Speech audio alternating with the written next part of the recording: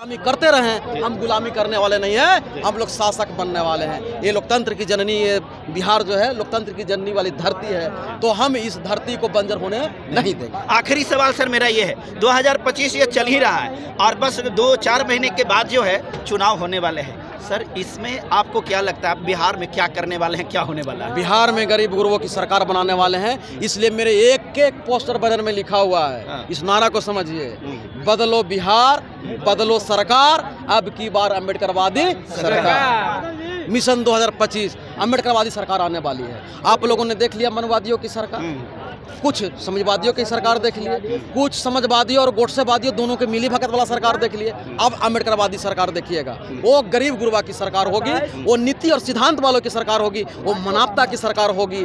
बिहार में फिर से दी अशोक का सम्राट ला जाएगा और हम भारत को फिर से जगत गुरु बनाएंगे। बहुत बहुत धन्यवाद। आप देख रहे थे हमारे बीच में थे। नया पार्टी है, नया पार्टी एक प्रशांत किशोर जी का भी आया था, वो हवा मुड़ गया। आपका पार्टी कैसे मतलब बच पाएगा? वो चूंकि हवा में थे ही, हम तो जमीन पर हैं, मुड़ेंगे ही नहीं। हम जमीन पर हैं, वो हवा में है, वो पैसा से। लोकतंत्र में गुण भी है, अवगुण भी है। वो लोकतंत्र के अवगुण के पक्ष में है और हम लोकतंत्र के गुण के पक्ष में है। हम जनशक्ति को मानते हैं, वो धन शक्ति को मानते हैं, तो जन से धन को हारना ही होगा लोकतंत्र में। खास करके बिहार में वो हार गए, वो हार गए। किशोर धन की पार्टी है, धन की पार्टी है और झूठा वो वैज्ञानिक बन के घूम रहे हैं, झूठा वैज्ञानिक बन के घूम रहे हैं। अगर वो सच्चों में वैज्ञानिक होते, राजनीतिक वैज्ञानिक, तो वो टॉप कर जाते। मोदी जी को जिताने में अहम योगदान रहा था उस वक्त 2014 में। कुछ नहीं, मोदी जी वो जीत ही रहे थे। उस समय के जो कांग्रेस की जो सरकार थी, उनके खिलाफ इतना जन आक्रोश था कि वो मोदी जी खुद जनता उनको जिता रही थी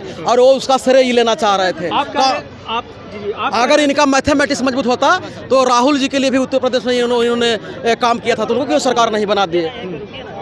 वहाँ क्यों नहीं सरकार बना दिए? कर रहे थे कि जो बीजेपी जो पार्टी है और राहुल गांधी की जो कांग्रेस पार्टी है, वो दोनों मनुवादी पार्टी है, कैसे बता रहे थे इस तरह? ये दोनों आरएसएस के एजेंडे पर काम करती है। इन लोगों का एक प्रोग्राम चल रहा है कि देश के राजनीतिक में एक ही वाद हो, वो वाद होना चाहिए मनुवाद, और मनुवाद के पक्ष में और मनुवाद के खिलाफ में यही सेंटर हो और इतने बीच में लड़ाई हो। इन लोग एक नारा लगाएगा जय श्री राम, तो एगो कहेगा कि नहीं ये गलत है, सीताराम होना चाहिए, पर नारा राम का ही होगा, चाहे सीताराम बोलो चाहे जय श्री राम बोलो। इसलिए ये मनुवाद के ही बीच में है। ये दोनों आरएसएस के लिए काम कर रहा है और दोनों क्षेत्रीय दल को समाप्त करना चाहते हैं। लेके यात्रा कर रहे हैं और संविधान की जय जहां भी जा रहे हैं इस तरह से आवाज दे रहे हैं। देखिए, जितना दुश्मन लोग आए वो कुछ न कुछ वो गरीब के हित के ही कुछ न कुछ मुद्दा लेके आए थे। अंग्रेज भी आया था, तो हम लोगों को अंग्रेज भी आए, जितने देश के दुश्मन आए वो कुछ न कुछ अच्छा चीज़ दिखा के ही हम लोग के लूटा है। ये लूटने के काम हो रही है।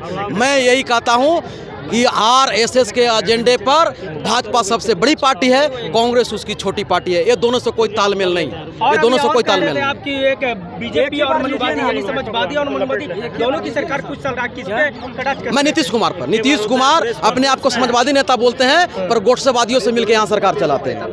पहले लालू यादव जी का भी सरकार रहा, लालू यादव की सरकार को बोला जाता है जंगल राज रहा था उस वक्त। मैं उनको थैंक्स कहता हूँ। चलिए आइए, एक मिनट हो गया, रुकिए सर, रुक जाइए।